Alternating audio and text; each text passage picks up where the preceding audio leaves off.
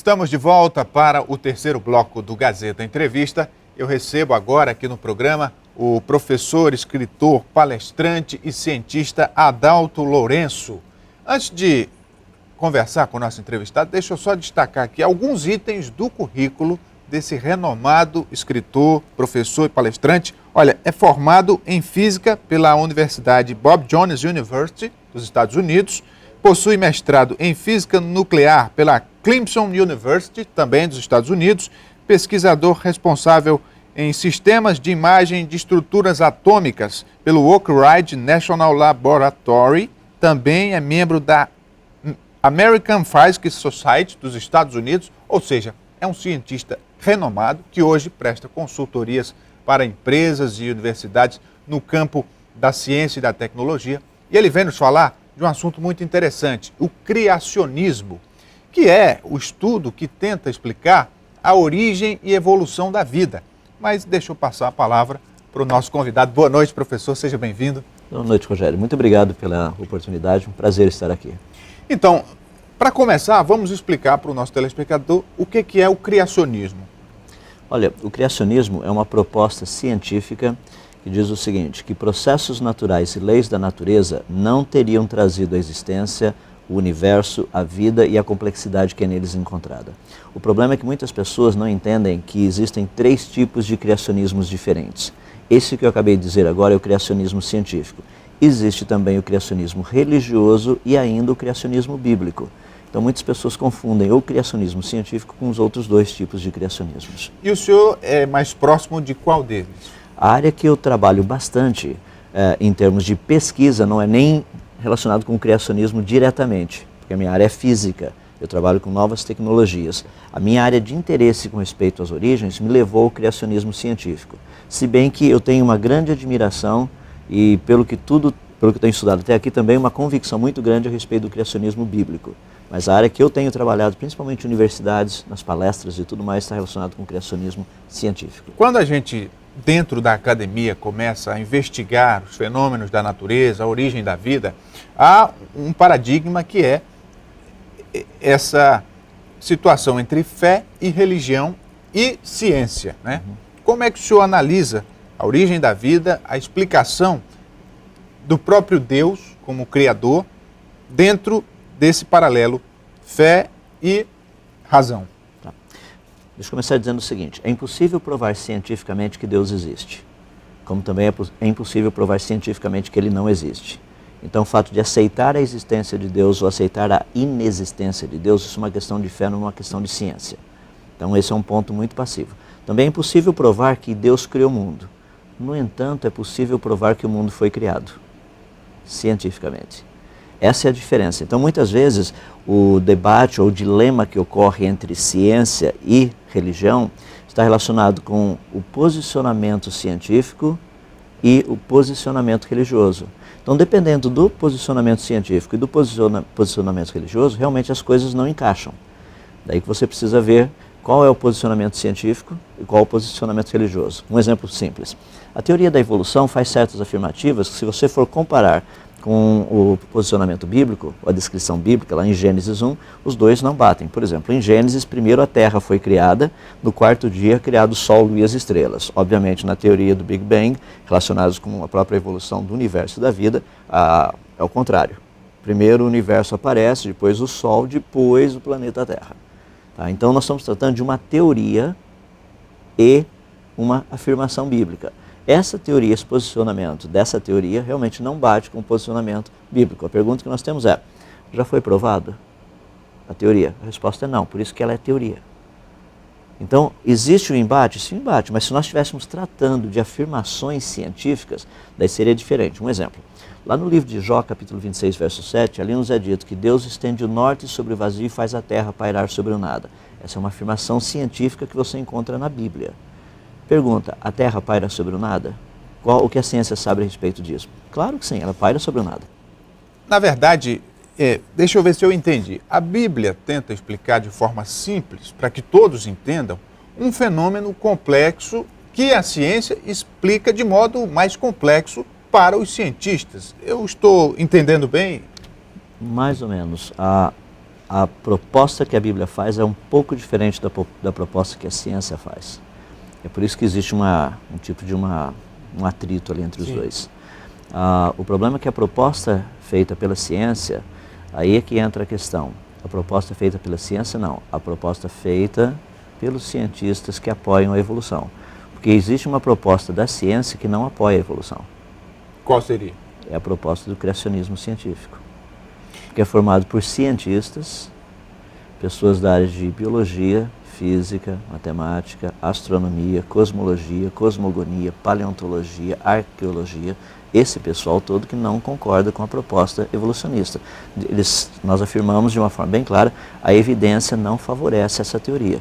Porque a teoria nada mais é do que um modelo tentando explicar por que a natureza se comporta do jeito que ela se comporta. Mas então, como explicar, professor, afirmações feitas na Bíblia e afirmações da própria ciência de algo tão complexo como a vida, do modo como a gente conhece? Isso é uma pergunta bem interessante. Por exemplo, nós estamos gravando ou só conversando? Estamos gravando. Estamos gravando, desculpe. Quando nós pensamos, por exemplo, na questão específica da criação da mulher, olha o que a Bíblia nos diz. A Bíblia nos diz que Deus faz cair pesado sono sobre o homem, este adormeceu. Deus toma uma das suas costelas, fecha o lugar com carne, e dessa costela que ele havia tomado, transforma numa mulher e lhe traz. Quando nós olhamos isso de um ponto de vista simplístico, você fala, isso é impossível. Não, não é. Olha cientificamente. Deus faz cair pesado sono sobre o homem, isso é anestesia geral. Ele retira uma das suas costelas. Na costela é onde existe medula óssea vermelha, onde nós encontramos células-tronco. Se você vai clonar um outro, é dali onde você tira o material genético. Daí ele fecha o lugar com carne. Isso é cirurgia plástica, para cirurgia reparativa, para não ter nenhum problema. Daí ele transforma essa costela, ou seja, esse material genético que ele havia tomado ali, transforma numa mulher. Isso é engenharia genética e clonagem. Tudo que a Bíblia fala é o que a ciência trabalha hoje. As pessoas dizem, não, a Bíblia, isso não pode ter acontecido porque isso aí não é científico. É perfeitamente científico. Talvez não seja do jeito que a ciência gostaria, da ciência que eu coloco, do posicionamento evolucionista. Mas não existe nenhuma evidência que seja contra, dizendo que o que a Bíblia propôs está errado cientificamente. Então, deixa eu lhe fazer outra pergunta, também baseada na Bíblia. A concepção de Jesus de forma imaculada, como a Bíblia fala, Maria tendo Jesus sendo virgem. Essa é uma proposta bem interessante. Lembra que a ciência ela tem as suas limitações. O que a ciência pode trabalhar é com aquilo que nós chamamos de natureza. Ou seja, com as leis da natureza, com os processos naturais. Nós conhecemos o processo da fecundação. O processo da fecundação humana, literalmente, na produção de um novo ser humano, você precisa ter 23 cromossomos da mãe e 23 do pai. Fazendo a fusão, você tem a quantidade dos 46 cromossomos básicos que formam o ser humano. 23 nós sabemos de onde eles vieram. Vieram de Maria. O problema são os outros 23. Agora, o fato de eu não conseguir explicar significa que aquilo não ocorreu? Não. Essa é a questão. Ou seja, nós funcionamos dentro de um sistema que é um sistema muito interessante. Nós achamos que tudo que é possível compreender é feito apenas pela nossa capacidade de compreensão. E como é que o senhor avalia, então, os meios, os mecanismos que a ciência atual tem para mensurar os fenômenos da natureza, especialmente no campo da física e da física quântica, onde o próprio fato de se observar algo interfere na experiência? Correto. Essa é uma área bem fascinante, primeiro porque a física quântica é uma ciência, embora já estejamos nela há 100 anos, ainda nós temos mais problemas do que realmente respostas. Por quê? A física quântica, ela parece que nos ajuda a entender a natureza. No entanto, existem fenômenos que, quando nós aplicamos essa explicação chamada física quântica, ela não explica o fenômeno. Então nós sabemos que ela é uma explicação para certas coisas, mas ela não é uma explicação para todas as coisas. Tanto é que a linguagem que ocorre nisso daí, dentro do meio acadêmico e da comunidade científica, é a teoria do tudo. Nós não temos uma teoria do tudo. Nós temos uma teoria que explica, teorias que explicam coisas, mas não temos uma teoria que explique todas as coisas. Essa teoria explica muito bem isso, mas quando chegou naquilo ela não explica mais. Então a física quântica, ela nos oferece uma ferramenta muito útil para explicar algumas coisas da natureza, não para explicar a natureza. Vamos a um outro tema também muito interessante que desperta cada vez mais o interesse das pessoas comuns, a vida fora do planeta Terra. Como é que o senhor vê essa possibilidade? Olha, Essa tem sido uma área de pesquisa muito interessante por parte de organizações específicas como a NASA, a Agência Espacial Americana, a ESA, a Agência Espacial Europeia, a JAXA, a Agência Espacial Japonesa e outras. E o contexto todo tem sido muito interessante porque nós temos estudado bem de perto o sistema solar. Eu entendo, o Sol é apenas uma única estrela das mais de 200 bilhões de estrelas só na nossa galáxia, que é a Via Láctea. E a nossa galáxia é apenas uma galáxia dentro das centenas de bilhões de galáxias que existem no universo.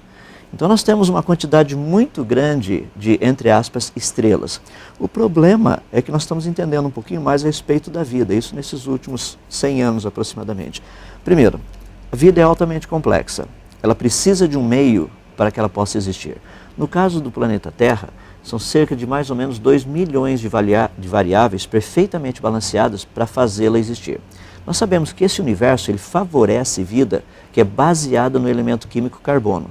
Então, se houver alguma outra forma de vida em algum outro lugar, ela deve ser baseada em carbono, como é aqui no planeta Terra. Nós temos plantas, animais, seres humanos, bactérias, vírus, é tudo baseado em carbono.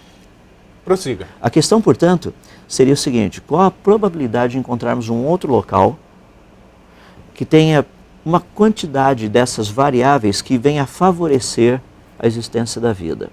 E o que tem sido uma surpresa é que à medida que nós estamos estudando, por exemplo, a nossa vizinhança, o sistema solar, os demais planetas, as estrelas aqui na nossa vizinhança, nós temos descoberto que o universo é um local totalmente inóspito para que vida exista. Isso tem sido uma surpresa, porque a expectativa seria encontrar o contrário. Mas aí, usando a teoria do tudo, e se a vida em outros planetas estiver sendo manifestada de formas que a nossa ciência não consegue enxergar? Daí entra a discussão, que é a discussão que o Instituto SETI, que é o Search for Extraterrestrial Intelligence, tem utilizado. Estamos procurando por vida, mas tem dois tipos. Tem a vida inteligente e a vida não inteligente, que é a vida biológica inteligente e vida biológica não inteligente. Vida biológica não inteligente, praticamente você precisaria chegar no local para verificar a existência dela. Já a vida biológica inteligente é um pouco diferente, porque se existe vida biológica inteligente em algum outro lugar do universo, e eles conseguiram desenvolver tecnologias de comunicação como a nossa, é porque eles descobriram as mesmas leis que regem o universo que nós descobrimos. Nesse caso, existem regras específicas de mandar sinal ou sinais entre estrelas e entre galáxias. Se eles descobriram isso, nós já descobrimos, eles devem ter descoberto também.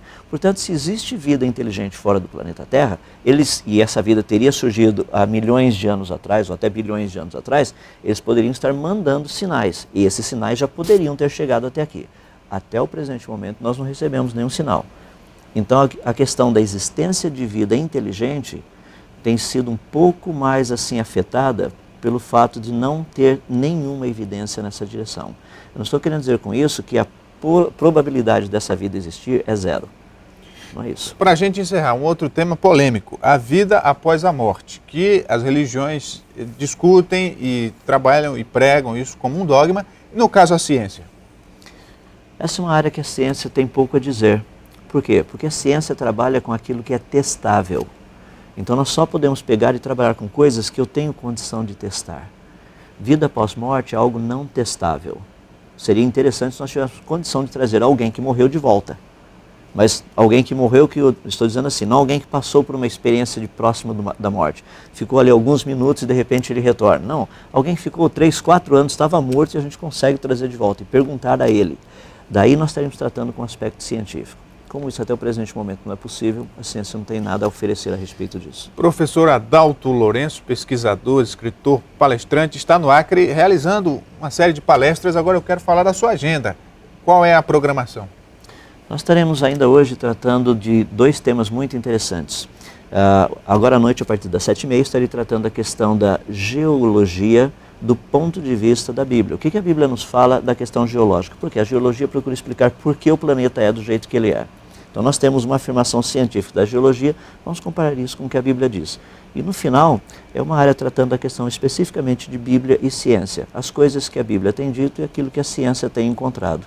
Vai ser apenas uma comparação dessas duas. E a palestra vai ser na Igreja Batista Memorial, não é isso? Correto. Que fica ali próximo à ABB, né? Muito bem, professor, muito obrigado por sua visita. É um prazer. Para você que nos acompanhou até agora, muito obrigado por sua audiência. O Gazeta Entrevista de hoje fica por aqui. Um forte abraço, uma boa noite e até amanhã.